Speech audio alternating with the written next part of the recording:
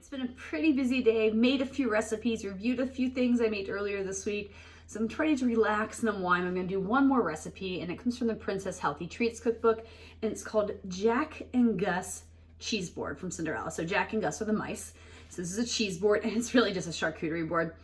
This particular charcuterie board, it mentions specific things like fruit jam, mustard, 3 different types of cheeses. It mentions like a hard, a soft, a medium. You know, some dried fruits, some nuts, things like that. Fruits, honestly, I use this for reference, but I'm just gonna put one together based on things that I like. You know, I have a couple cheeses, I have some of the meats that it recommends, some of the dried fruits, but I'm really gonna kind of stature this around me. And I do think this one is designed for like a large group. Since I'm putting this together for just me and my husband, I have a smaller charcuterie style board, which you'll see here, which I'm going to use to put together like a nice little snack for us. Okay, so here I've got a little bit of a start of my charcuterie or Jack and Gus cheese board. I just put a couple cheeses. There's kind of a soft cheese here. You can see this one kind of broke up a little bit. And then one over here. And I just do the pre-sliced cheese because I just think it's easier. I do have little ramekins that fit in these holes, but I don't want to use them. I have a cheese spread here. This thing, it calls for like a jam and a mustard. I didn't want to use that. I wanted to use stuff that we liked.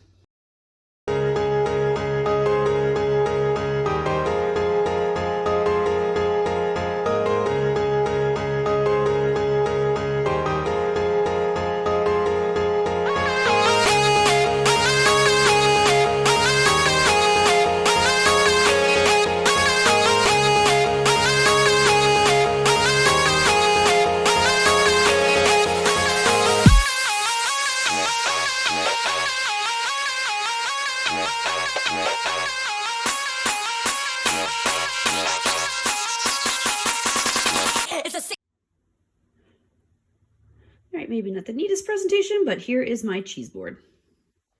Okay, it's time to review the Jack and Gus cheese board, which it's just a charcuterie board. That's all it is as you saw, you just put together a charcuterie board. I did like how this one gave some suggestions on things that you could put in it, you know, and as I said, I modified it myself because I just didn't want to put things on the board that we weren't going to eat.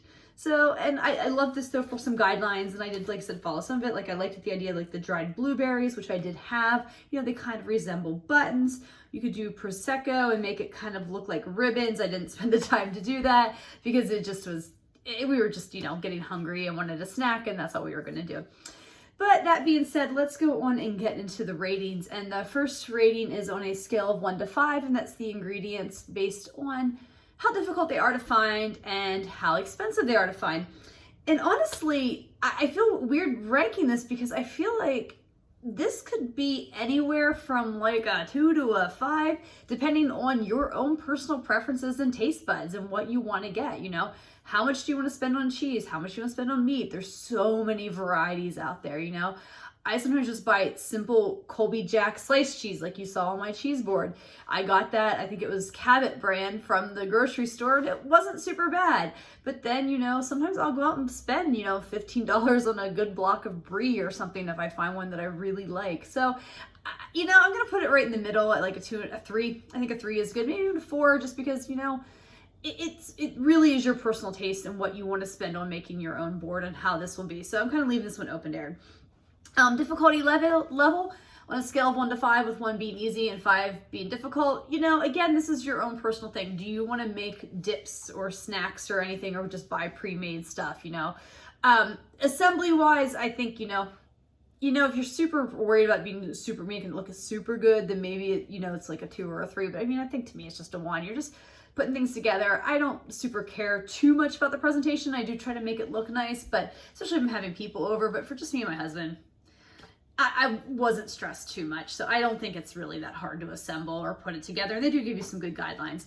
And then when I make this again on a scale of 1 to 5, with 1 being never and 5 being absolutely, this is definitely a 5 for me because I make cheese boards like this all the time for me and my husband. You know, we like 1, we like sometimes if we have like, especially like maybe a big lunch or something, especially on the weekends, for dinner, we might just put something together like this and snack on it with a glass of wine and be good. So yeah, it's definitely something that we make often, and I will definitely make it in the future.